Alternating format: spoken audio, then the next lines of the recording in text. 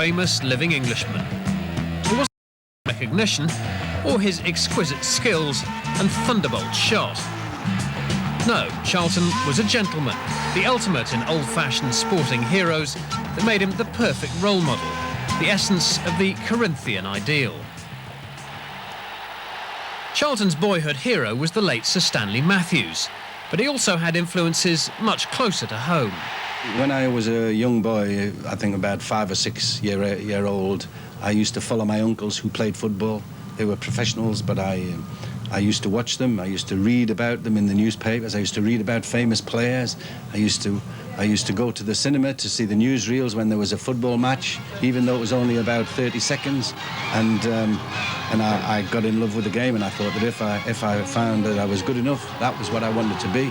And that set me off on my road to being a player. At 18, Charlton scored 2 goals on his Manchester United debut and established himself as one of the Busby Babes, joining Sir Matt's quest for European glory. One of my best games, I thought, was the match before the accident, when we played in Belgrade and we drew 3-3. I was really sad about the players.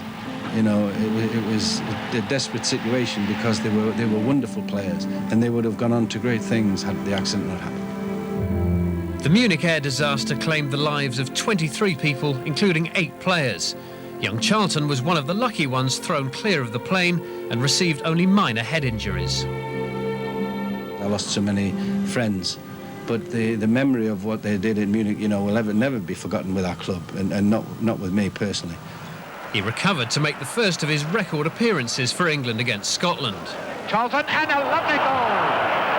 It was the sort of goal that fans the world over would become accustomed to.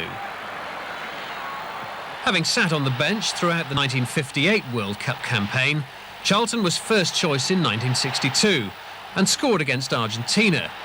But a spirited England were overpowered in the quarter-finals by the Brazil side of Didi and Garrincha. In 1966, Charlton was at his peak and regarded as one of the best players in the world. Yeah, I had good control. You know, control of the ball was no problem for me. I was quite fast over a short period.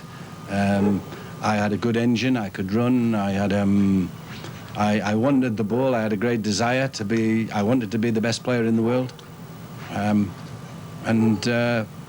I wanted to win the best prizes. And I was fortunate enough to do most of those things.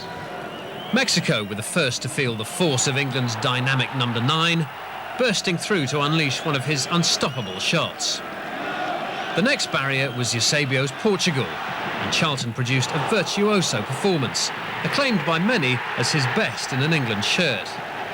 His 2 goals gave them a 2-1 win and put them into the World Cup final. There they'd meet West Germany, and Charlton would face the man marking of their star player, who was to become one of his toughest adversaries. Franz Beckenbauer and I ran around with each other. We didn't really participate in the game at all, you know. But I was quite satisfied with that, because I think that Germany needed Franz Beckenbauer more than England needed me. He was right, and England went on to win 4-2, lifting the Jules Rimet trophy for the first time. Charlton named Player of the Tournament and European Footballer of the Year. In 1968, Charlton led out Manchester United as captain to face the mighty Benfica in the European Cup final. He scored the opening goal with a rare header, and then, fittingly, it was Charlton, the Busby Babe, the spirit of Munich, who scored the last goal in a crushing 4-1 triumph.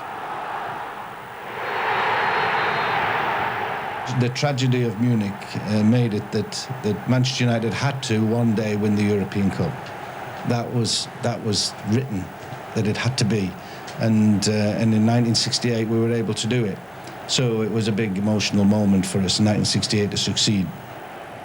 2 years later, Charlton and England boarded the plane for Mexico in the 1970 World Cup, confident of retaining the trophy. They were leading West Germany 2-1 in the quarter-final when Charlton was controversially substituted. It proved a disastrous move, with England eventually losing 3-2. It was to be his last appearance in England colours. I can't complain. I played 105 times for my country, and I achieved most of what I set out to achieve. No, I'm not greedy. I'll leave it to the new ones now. After retirement from playing in 1973, he had a brief spell in management before returning to Old Trafford, where he still sits on the board at Manchester United. He's also worked in television, and as an ambassador for British football, he's travelled the world and was the force behind the bid to bring the 2006 World Cup to England. But despite staying in the footballing limelight, nothing compares to his extraordinary playing days. I played at so many fantastic stadia and against wonderful players, difficult games, at marvellous places. I've had a magical football career. Bobby Charlton, one of the greatest players of all time and the perfect role model for future generations.